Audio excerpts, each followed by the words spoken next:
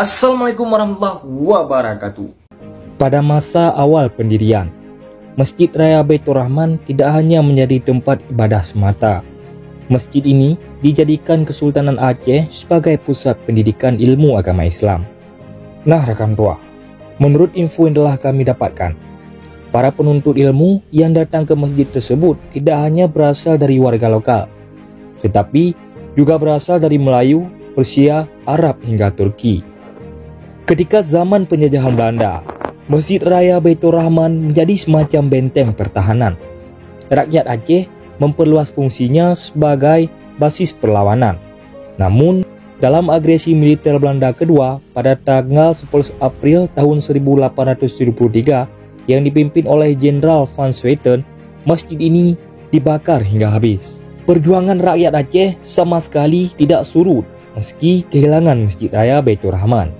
Sebaliknya, justru semakin membara.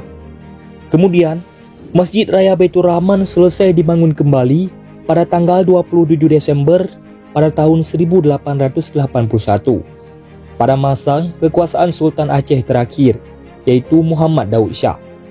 Rakyat Aceh sempat menolak untuk beribadah di masjid tersebut karena dibangun oleh Belanda. Namun, lambat laun Baitur Rahman menjadi ikon utama Aceh. Belanda melalui Gubernur Jenderal Van Lasnager kemudian berupaya meredam perlawanan ini dengan membangun kembali masjid pada tahun 1879. Rancangannya dibuat oleh arsitek asal Belanda, Gerrit Bruins, lalu diadaptasi oleh L.P. Luigiets yang mengawasi penggarapan masjid tersebut oleh kontraktor bernama Lee Asi. Nah rekan tua, Masjid Raya Baitur Rahman yang berlokasi di pusat ibu kota Provinsi Aceh Darussalam ini tak hanya terkenal akan keindahan dan kemegahan arsitekturnya yang memukau.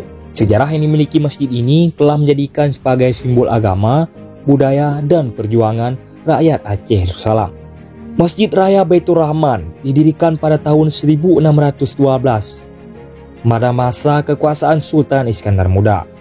Sumber sejarah lain menyebutkan masjid ini dibangun lebih awal pada tahun 1292 oleh Sultan Alauddin Mahmud Shah. Tak hanya sejarah perlawanan Belanda, Masjid Raya Baitur Rahman juga menjadi saksi dahsyatnya bencana tsunami pada tanggal 26 Desember pada tahun 2004 yang lalu. Meski diterjang gelombang, Masjid Kebanggaan Rakyat Aceh ini masih kokoh berdiri.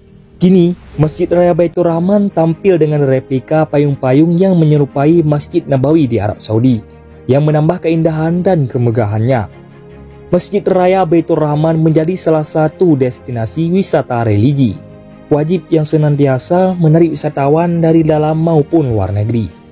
Masjid Raya Baitur Rahman berdiri di lahan seluas 31.000 meter persegi dengan luas bangunan sekitar 4.000 meter persegi. Diperkirakan mampu menampung sebanyak 13.000 jamaah. Perwakilan Unit Pelaksanaan Teknis Daerah ataupun UPTD Pengelola Masjid Raya Baitur Rahman Saifanur SAG MSI menyebutkan perawatan dan pemeliharaan sarana dan prasarana Masjid Raya Baitur Rahman dilakukan secara berkala.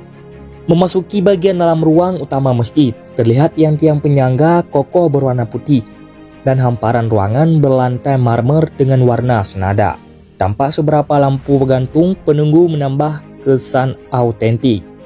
Pintu kayu berukuran besar dengan ukiran dan ornamen yang menghiasinya menambah megah tampilan masjid. Keseluruhan arsitektur masjid mengalami akulturasi dari beberapa gaya arsitektur dari beberapa negara. Nah rekan tua, Dengan melihat postingan ini, semoga kita menjadi sebagai pencinta sejarah. Baiklah rekan tua, pada kesempatan kali ini, cuman inilah yang dapat kami telusuri, yang dapat kami simpulkan. lebih dan kurang, kamu lagi MA. Kami akhiri. Wassalamualaikum warahmatullahi wabarakatuh. Sampai jumpa di konten berikutnya.